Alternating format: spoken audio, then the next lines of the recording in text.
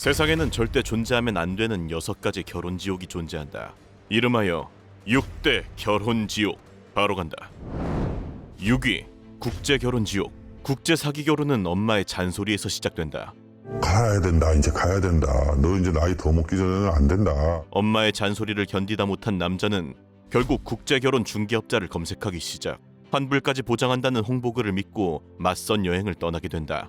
그렇게 베트남에 도착하자마자 미친 듯이 만나게 된 36명의 여자들. 그중 제일 반반한 여자 한 명을 골라 단 2박 3일 만에 결혼까지 초스피드 진행을 하게 된다.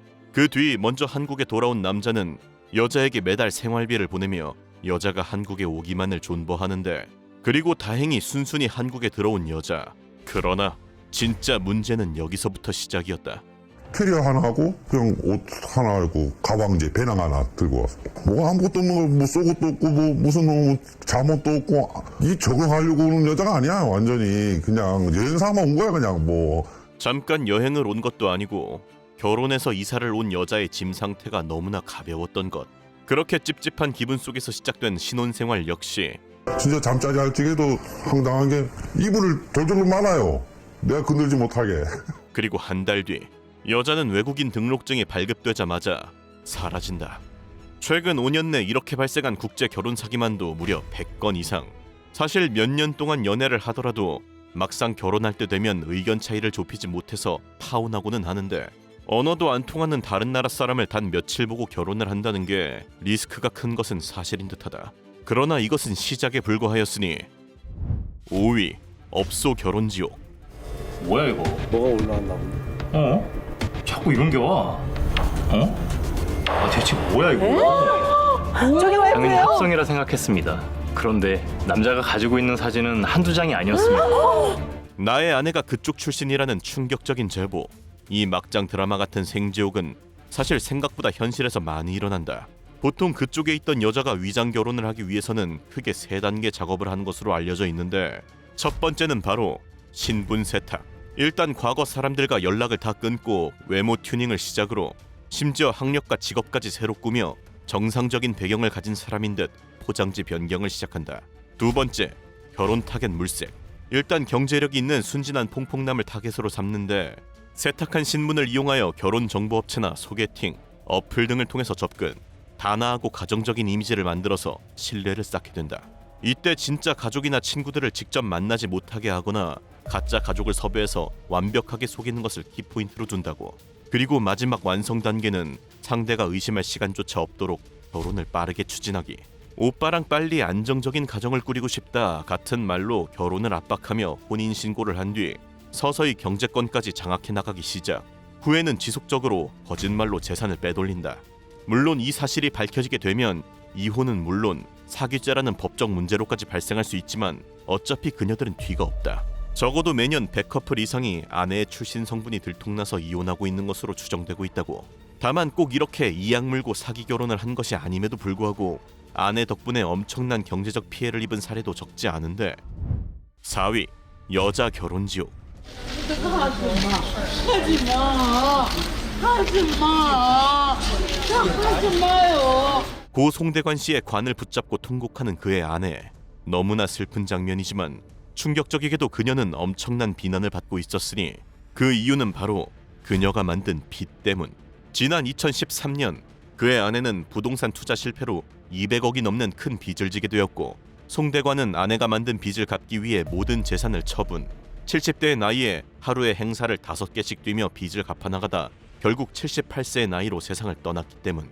비록 송대관은 마지막 순간까지 아내를 두둔하였으나 삶의 끝자락에서 겪은 극심한 생활고와 무리한 행사 일정이 그의 죽음에도 상당한 영향을 미쳤을 것이라고 판단. 그의 아내에 대한 비난이 계속되고 있다고. 그리고 가정주부가 17억 이거는 사실은 이게 사실 이해가 안 되는 그런 부분들이 많거든요. 김구라의 전 부인 이신정의 빚은 무려 17억.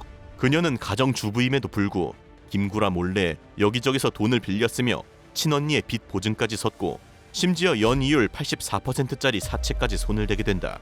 결국 처음 5억이었던 빚은 점점 늘어나 17억이 되었고, 이 사실을 알게 된 김구라는 충격받아 공황장애로 입원. 집도 빼앗기고 17억 빚까지 떠안은 채 이혼하게 된다. 결혼 후 운명이 바뀌어버린 사람들. 물론 이런 일이 남자한테만 일어나는 것은 아니었으니. 3위, 남자 결혼지옥. 사기 결혼당해 재산까지 모두 털린 여자 연예인. 첫 번째, 낸시랭. 성범죄자이자 재벌 3세 사칭 사기꾼인 왕진진과 결혼한 낸시랭. 왕진진은 동영상 유포 협박과 감금 사기 등의 혐의로 징역 6년을 선고받았고, 이 과정에서 낸시랭은 9억 원의 빚이 생겨 현재도 매달 1,000만 원 이상 이자를 갚고 있다고 한다. 두 번째, 김주하. 김주하 아나운서는 첫 아이를 낳은 후 남편이 유부남이었던 것을 알게 되었고, 결혼 내내 폭행에 시달리다 결국 이혼을 하게 된다. 심지어 그녀의 남편은 이혼 과정에서 재산 분할 소송으로 김주하의 재산 27억 원 중 13억 원을 가져간 것으로 알려졌고, 유부남 사기 결혼으로 한 여자의 인생을 망쳐놓고 재산까지 빼앗아 사람들을 빡치게 하였다. 마지막 세 번째, 정가은. 동갑내기 사업가와 혼전 임신으로 결혼 소식을 알렸지만 부자인 줄 알고 결혼한 남편은 사기꾼이었다. 결혼 후 단 한 번도 생활비나 양육비를 준 적이 없었고, 심지어 정가은 명의의 통장을 이용해 132억 원을 사기치는 데 사용하다 고소를 당하게 된다. 결국 남편과 2년 만에 이혼한 정가은은 혼자 딸을 키우며 방송 활동을 이어나가고 있는 상태라고. 이쯤 되면 확실히 결혼지옥이라고 불릴 만한 재앙이라고 싶긴 한데, 여기서 더욱 충격적인 것은 바로 2위, 게이 결혼지옥. 자신이 게이인 사실을 철저히 숨기고 결혼을 강행한 남자 연예인들이 있었으니, 첫 번째는 로버트 할리. 한국인 여자와 결혼한 로버트 할리는 2019년 마약 사건으로 입건되었는데, 더욱 충격적인 사실은 당시 함께 약을 즐기던 20대 남자가 로버트 할리의 연인이었다는 것. 그러나 사실 이미 2008년 전부터 게이와 동거 중이라는 뉴스가 도는 등 그가 게이임은 알 사람은 다 알고 있는 사실이었다고. 두 번째, 개그맨 백재현.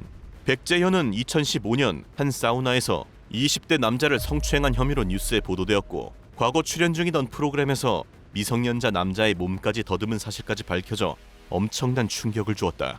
과거 신동엽은 마녀사냥에서 지인 중 게이인 것을 숨기고 결혼한 개그맨이 있다고 말하기도 하였는데, 이것이 백재현을 저격한 것이라는 추측도 나오고 있다고. 게이인 것 자체가 문제인가에 대해서는 논란이 분분하지만 가족들한테만큼은 정말 재앙이 아닐까 싶다. 그리고 대망의 마지막 1위, 부부 사기 지옥.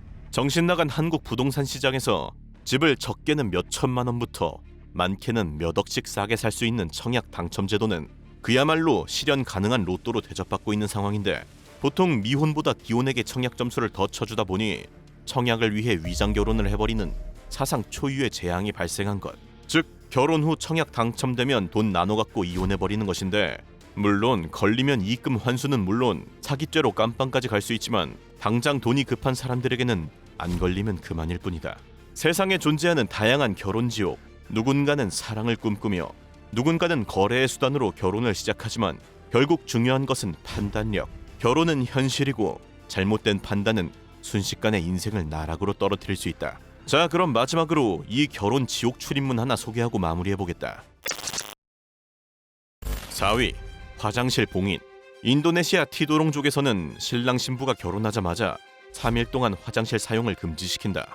가족들까지 나서서 감시할 정도로 심각하다 보니 실제로 물도 거의 못 마신다고 하는데, 이 모든 것은 이것을 버티면 부부 생활이 행복해진다는 미신 때문. 3일 동안도 고통스럽지만 3일 만에 화장실에 가는 순간 진정한 지옥문이 열리게 된다고. 3위, 신랑 신부 더럽히기. 스코틀랜드에서는 신랑 신부에게 썩은 우유, 생선, 밀가루 같은 걸 잔뜩 끼얹는다. 결혼 생활이 쉽지 않다는 것으로 미리 몸으로 느껴보라는 의미라는데, 그러나 실제로 보면 이건 거의 스트레스 프리에 가까운 수준으로 실제로 이것 때문에 감정 싸움으로 번지는 경우도 적지 않다고. 2위, 신랑 신부 손묶기. 말레이시아 이반족에서는 결혼식 후 이틀 동안 신랑과 신부의 손을 함께 묶어둔다. 같이 밥 먹고 같이 씻고 같이 자고, 문제는 화장실도 같이 가야 하기 때문에 결혼하자마자 상대방의 싸는 모습까지 다 봐야 하는 것으로 유명하다고. 1위, 결혼 사기. 남수단 딩카족에서는 신랑이 신부의 가족에게 소 100마리를 줘야 결혼할 수 있다고 한다. 이건 뭐 재벌만 결혼하라는 건가 싶은데, 더 충격적인 것은 심지어 소를 주고도 버림받는 경우가 많다는 것.